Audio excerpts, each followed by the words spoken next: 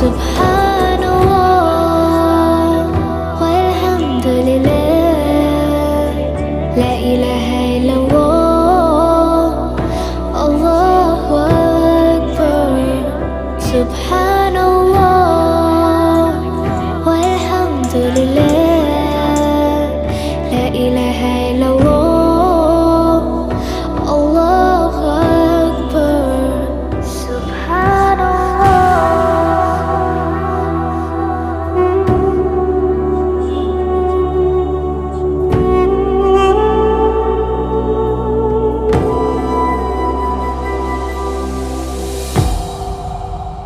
আসসালামু আলাইকুম।